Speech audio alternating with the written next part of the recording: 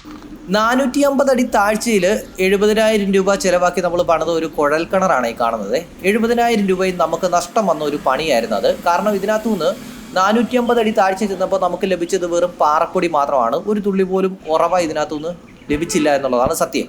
ഈ കുഴൽക്കിണർ കുഴിക്കാൻ വരുന്ന കമ്പനിക്കാരുണ്ടല്ലോ, അവർ തന്നെയാണ് ഇതിൻ്റെ സ്ഥാനം കണ്ടെത്തിയത്. ഭയങ്കര സെറ്റപ്പോട് കൂടിയാണ് വന്ന്, ഭയങ്കര മെഷീനൊക്കെ വെച്ച് ഭയങ്കര സെറ്റപ്പിൽ സ്ഥാനം കണ്ടെത്തി. ഇത്ര അടി താഴ്ച ചിലപ്പോൾ വെള്ളം കാണുമെന്നൊക്കെ പറഞ്ഞു.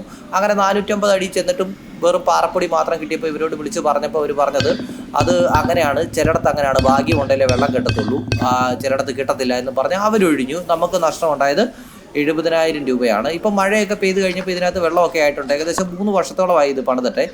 അതുകൊണ്ട് തന്നെ ഇപ്പം മഴയൊക്കെ പെയ്ത് വെള്ളമായതാണ്. നമുക്ക് ഇതിനകത്ത് ഇപ്പോൾ മോട്ടർ ഇറക്കുക എന്ന് പറയുന്നത് അതിലും വലിയൊരു നഷ്ടമായിരിക്കും. ഒരു കല്ലിട്ട് കഴിഞ്ഞാൽ ഏകദേശം 3 സെക്കൻഡ് കൊണ്ട് വെള്ളത്തിൽ ചെന്ന് പതിക്കുന്നുണ്ട്. അതായത് ഏകദേശം ഒരു 100-144 അടി താഴ്ചയിൽ വെള്ളം എത്തി നിൽക്കുന്ന ഒരു അവസ്ഥയാണ് ഇപ്പോൾ ഉള്ളത്. ഇതിനകത്ത് മോട്ടർ ഇറക്കുന്നത് വൻപൻ നഷ്ടമായിരിക്കും. നമ്മുടെ വീട്ടിൽ ഒരു അധ്യാപകൻ വന്ന് കിണർ കുത്താനും കുഴലടിക്കാനുമുള്ള സ്ഥാനമൊക്കെ കണ്ടെത്തിയിട്ടുണ്ടായിരുന്നു. പക്ഷേ വീടിനോട് ചേർന്നതായതുകൊണ്ട് തന്നെ നമുക്ക് കിണർ കുത്തുക പ്രായോഗികമല്ലായിരുന്നു. നമ്മുടെ ഈ കാണുന്നത് രണ്ടാമത്തെ പറമ്പിൽ കുത്തിയ കിണറാണ്.